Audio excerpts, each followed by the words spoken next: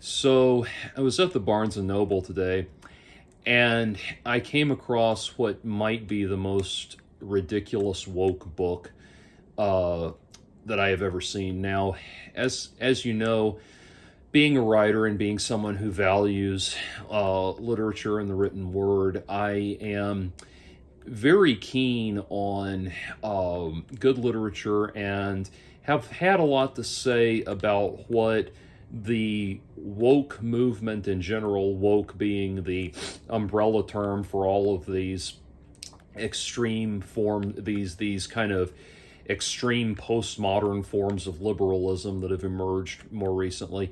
I'm very concerned about the effect that wokeism has had on literature and on the arts and humanities in general.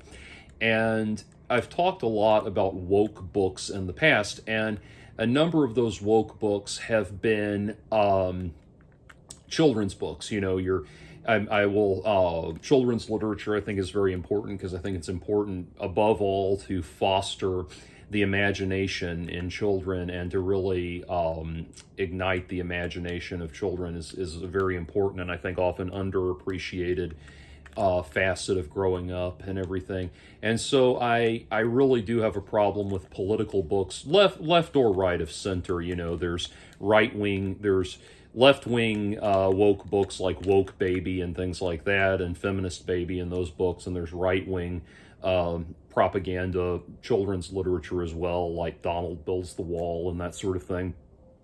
And what I have a real problem with that because it's just using children as a prop for your own political agenda and that sort of thing. And that's where I'll be browsing the children's book section and see, you know, some weird creepy book with a title like Grandma's Wee Wee or something like that. And so most of the time when I'm criticizing woke literature, I'm criticizing children's books.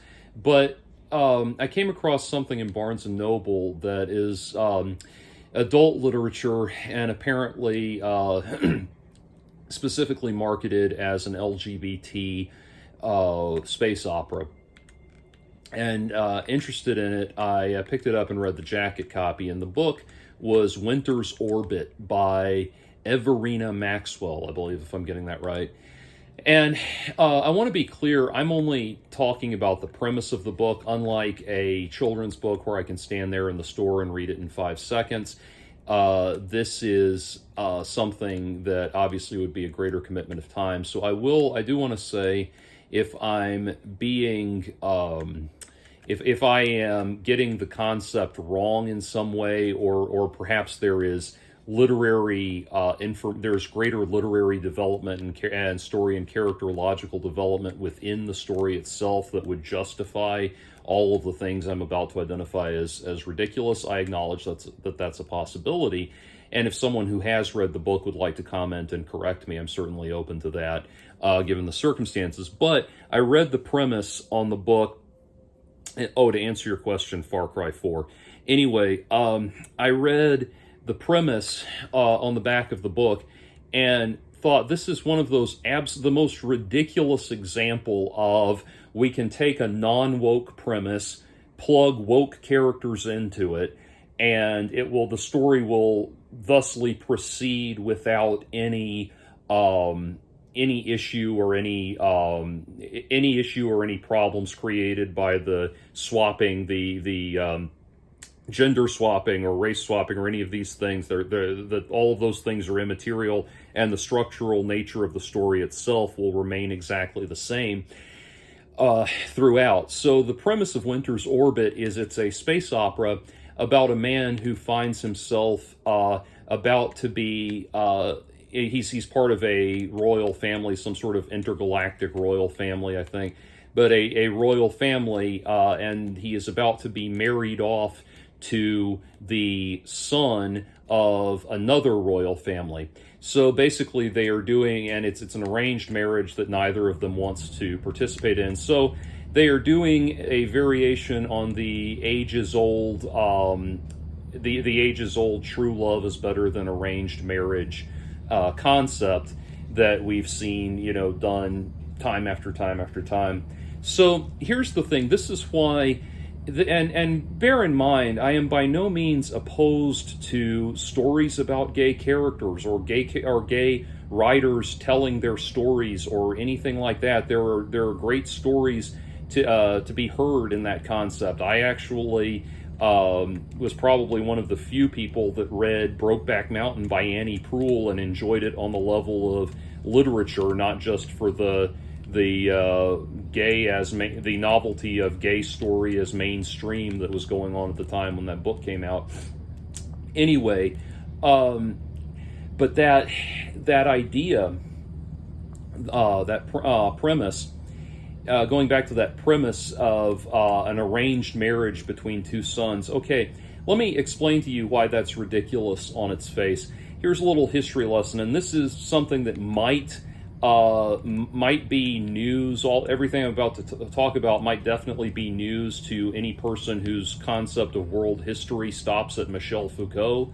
But believe it or not, the power structures that postmodernists seek to tear down did not just come up out of nowhere. They love to go on about, patriarchal societies came about because of hatred of women, or hierarchical societies came about because of a hatred of the poor, and it's all about hatred and wanting to oppress people, and they can't ever embrace or embrace the idea that while we have evolved beyond those, certainly evolved as societies, modern societies, beyond those ancient standards and those ancient customs actually did have practical purposes for the time period that made sense in the time period. And in terms of the whole arranged marriage thing, here's the thing. So when in the ancient world, when we lived in a brutal might makes right society, the initial advancements of civilization came about in the form of inherited wealth. Essentially, your father would work to attain a certain level of wealth, power, property, and prestige, and would then pass that on to you as the son, and then on to his firstborn son, and then that son would work all of his life to expand the wealth, power, property, and prestige that was owned by him as the representative of the family. This is where all of the stuff about you dishonor your family name and that sort of thing, where all of that comes from. And so because of that, this emergence of power was based on this increase of power and familial power and control and influence was based on inheritance over generations. It was crucial that in an era where there was no guaranteed way to determine paternity with medical testing and things like that, it was crucial to establish that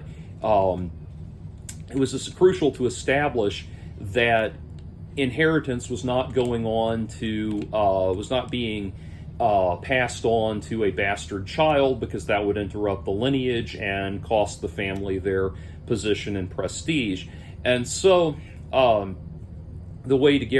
best way they had to guarantee that the familial wealth, power, prestige, and property were not being passed down to a bastard heir was to keep all of the women in the family, or I should say all of the women that were brought into the family had to be brought in as virgins and impregnated only by the men that they were married off to. And this is how power was guaranteed. It was guaranteed that power, property, wealth, and prestige, all of those things were passed on to an appropriate and deserving male heir, or I should say an entitled male heir.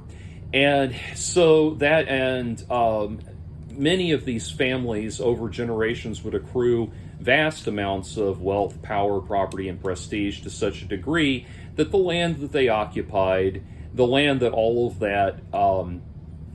of those material gains occupied, became known as cities and towns and kingdoms, eventually kingdoms and that sort of thing. And this is how the early aristocracies and the early royalties emerged in the ancient world. and how those concepts of kings and queens and all of that emerged. That's why royalty is based on royal families. So anyway, the reason I bring all of this up is because one of the best ways to affect a merger between two families, to merge the power of two families, was to have them become one larger unit through a uniting of their common interests and their common assets. Now, in the modern world, we do this with a series of treaties, or we do this with treaties. We do this with international agreements between elected governments and elected officials and that sort of thing. And so these ancient customs seem very strange and alien to us. But back then, what would happen is if you had a male heir and you needed to effect a merger of power between a merger with another family. Say you had two rival families wanted to enact a truce by merging their assets, or they had greater political power to gain by merging, greater political power or prestige to gain by merging their assets and merging their interests. What they would do, the way they would accomplish that, was not through treaties, because these familial lines really didn't give a shit about treaties. It was more about honoring the family. And so what they would do is they would have the male heir of one family be married off to the virginal daughter of another family, and the heir that was the subsequent heir, the male heir that pairing produced, would be the heir that would inherit the power, wealth, property, and prestige of both of those families, and that in so doing cause them to become one united family, one larger familial concept, and that's how they would affect a power merger going forwards. There is absolutely no logical reason why a royal family would elect to have two male heirs marry. Now, like I said, maybe there's something in this story, within the concept of the story, that will justify it. I'm not ruling that out altogether. Within the context of the story, maybe there's something that explains it. But on its face, this is such a ridiculous concept, because there's no reason to have an arranged marriage between two men, because they're not going to produce a male heir. All that would happen if you did that, if you married them off, or you married them together, all that would happen is all of the power, wealth, and prestige and property of those two royal families would go to whichever of those two men died last. And then if they don't produce an heir, the royal bloodline stops right there. So it's or that guy doesn't produce an heir, then the royal bloodline stops right there. So there's absolutely no reason why, no logical reason or practical reason why a royal family would set something like that up. And then I opened the book and started to just read the first page, and I had to stop, because the very first thing we hear about the emperor is the first character that's mentioned.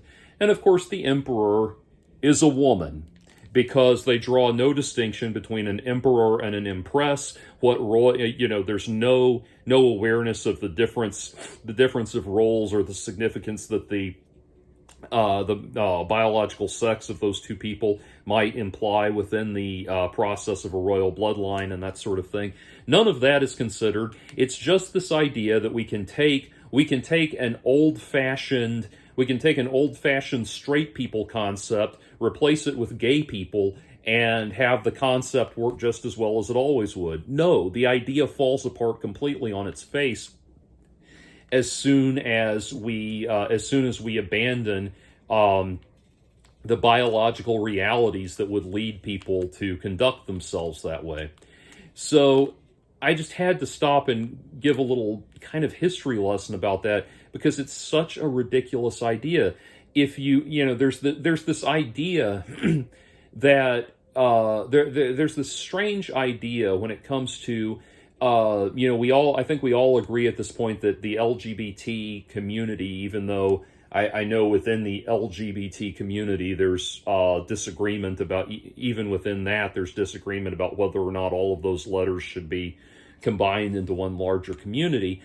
But anyway, I think we can all agree that that's not going anywhere, and it's not going anywhere, and it's going to be an increasingly mainstream accepted concept going forward. I don't think that's going anywhere, but the idea you're going to there's going to come a point where you run up against um, the impracticality, just the sheer impracticality of trying to pretend that cultural and societal standards that were established around heterosexual relationships can just be one-to-one replaced, swapped out with gay relationships, and and go forward affecting no meaningful issue, no meaningful developments whatsoever, except that you've swapped out straight for gay and that sort of thing.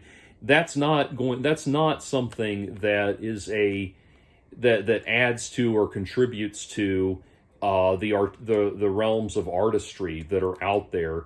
Um, there are beautiful stories about homosexuality and gay culture and gay relationships.